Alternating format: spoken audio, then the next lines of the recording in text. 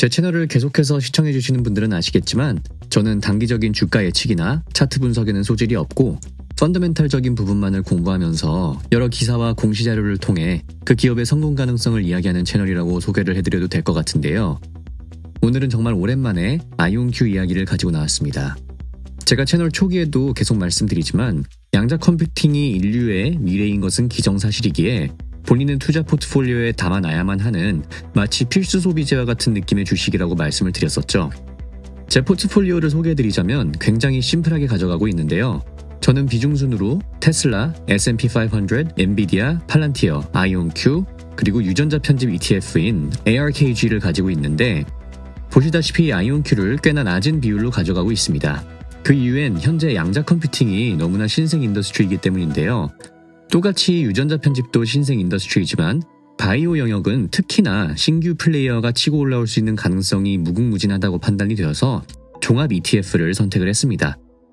하지만 적어도 장기적으로 퀀텀에 있어서는 ETF를 선택하지 않고 아이온큐라는 회사를 구체적으로 선택해서 투자를 진행 중인데 아이온큐 주식에 투자를 하실 것이라면 몇 가지 점검해야 될 내용들이 있어서 한번 재점검의 시간을 가져보려고 이렇게 영상을 시작합니다. 오늘은 최근 나온 아이온큐의 소식과 아이온큐를 투자하는 사람으로서 짚고 넘어가야 할 부분에 대해서 이야기해보고자 합니다.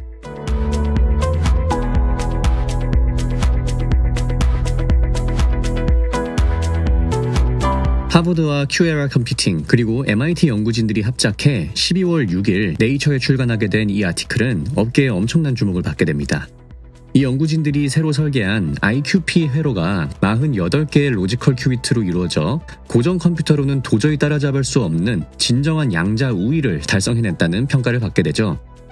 네이처에 실리게 된 이 아티클 원문을 살펴보면 양자 우위를 달성할 수 있는 영역에 다다르게 되었다라는 멘트들이 여럿 보이게 됩니다. 여기서 잠깐 양자 우위란 현재 인류가 사용하고 있는 최고 성능의 컴퓨터인 슈퍼컴퓨터의 방식으로 절대 따라잡을 수 없는 초격차의 영역을 이야기하는데요. 이를테면 슈퍼컴퓨터로 몇 년 혹은 아예 풀 수도 없는 문제를 양자 컴퓨터로 단 몇 분 만에 해결을 하게 된다면 양자 컴퓨터를 거금을 들여서라도 사와야 되는 이유가 생기기에 진정한 양자 우위를 달성했다고 이야기를 할 수 있게 되겠죠. 하지만 이 발표가 나오고 2개월 뒤인 2월 6일 IBM과 아이온큐가 손을 잡고 이 발표에 문제가 있음을 증명하는 학술지가 아카이브를 통해 발표가 되는데요. 이 내용을 간단히 요약하자면 양자 우위를 달성했다는 이 48개의 로지컬 큐비트로 이루어진 회로, 고전적인 방식으로 그대로 시뮬레이션 할 수 있다는 겁니다.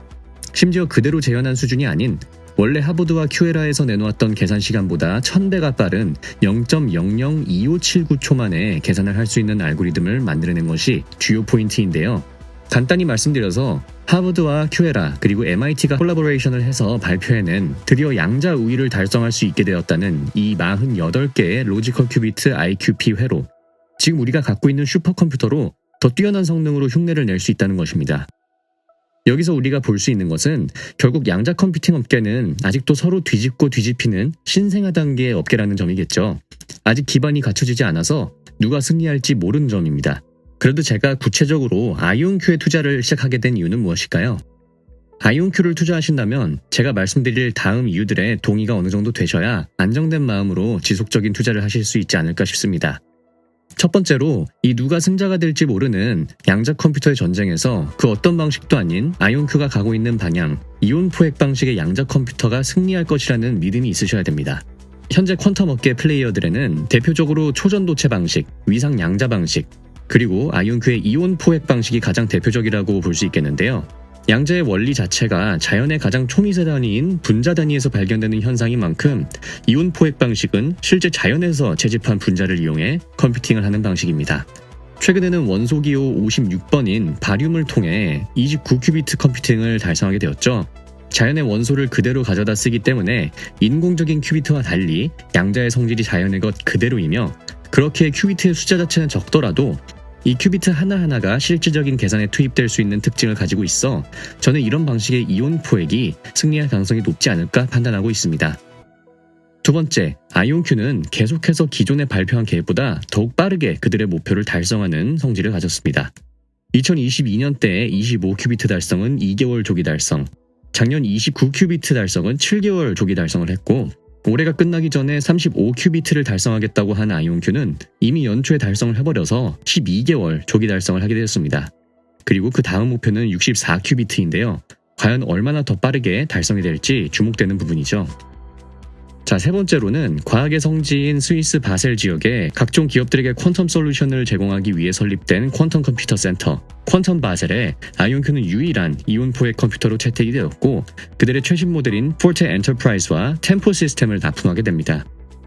이 외로도 현재 아이온큐는 미 공군연구소와 골드만삭스 같은 큰 규모의 산업 플레이어들에게 솔루션 제공을 하는 계약을 맺고 있고 다양한 필드로서의 확장을 계속해 나가고 있죠.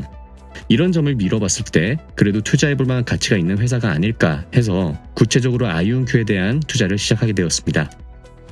이제 아이온큐는 2월 28일 한국 시간 오전 6시 30분에 그들의 23년도 4분기 실적을 발표하게 되는데요. 신규 계약건과 24년도에 대한 가이던스에 주목을 해볼 필요가 있을 것 같습니다. 지금까지 테크피드였습니다. 시청해주셔서 감사드립니다.